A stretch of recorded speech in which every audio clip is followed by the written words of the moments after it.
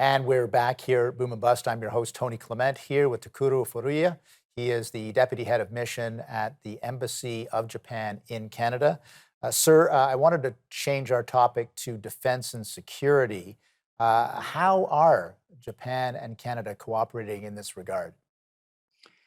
Yes, in the defense sphere, also the Japan and Canada has good relations and also growing relations. Especially this October, the two foreign ministers have agreed to start the negotiations, official negotiations of the General Security Information the agreement, which may accelerate our defense cooperations. And also, we really appreciate that since Japan is surrounded by the great military powers, and also one of the biggest threat for Japan is North Korea, and we really appreciate that Canada's effort to sending the ships and the aircraft to surveillance for the surveillance of the ship-to-ship transfer by North Korea.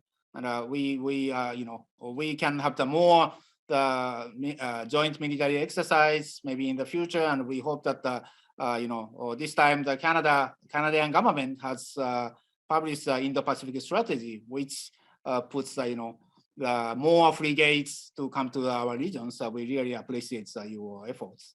Yes, I was going to mention the Indo-Pacific strategy in particular because that was just recently released by the government of Canada. So has Japan's reaction been very positive on that front?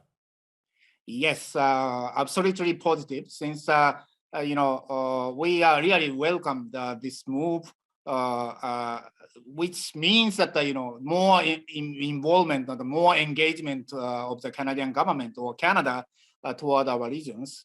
In that sense, we waited for a long time, but we hope. I think that this is a great move by Canadian government, and we welcome and also support your move to our region in the Pacific. Do you think that it involves both military but also diplomatic solutions and initiatives? Yes. In that sense, we really appreciate that Canada would like to have the new post in Fiji, and also the some of the increasement of the diplomatic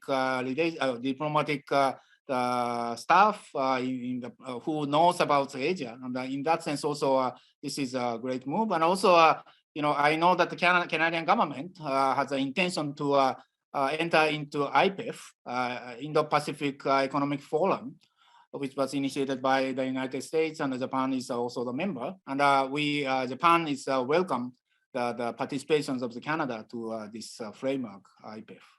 I'm glad you mentioned the Indo-Pacific Economic Forum because, again, Canada should be at that table, and certainly having Japan's support on that would be highly meaningful. Of course, Japan is part of the Quad relationship.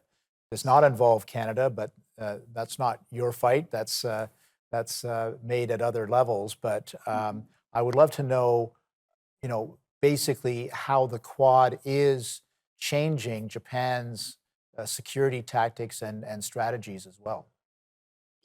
Yes, Quad is a very important the framework for Japan. And actually, this took more than 10 years to up to this moment, since the four countries have different places and different emphasis. But nowadays, more and more unstable environment for the international spheres.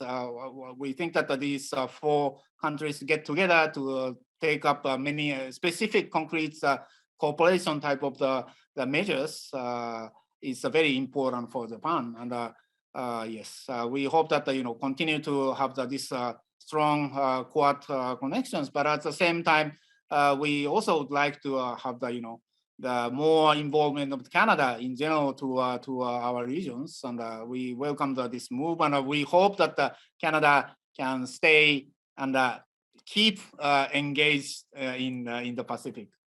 Yes, I think that's important. I think you've raised an important issue that it doesn't have to be through the Quad. It can be, as was described through the new policy framework, a way for Canada to be involved and to have bilateral or multilateral relationships with the Asian actors, including Japan. We're going to take a brief break, sir. We'll be back with you after a little bit of a commercial break, and we'll continue our conversation at that point. Please stay with us. We'll be right back.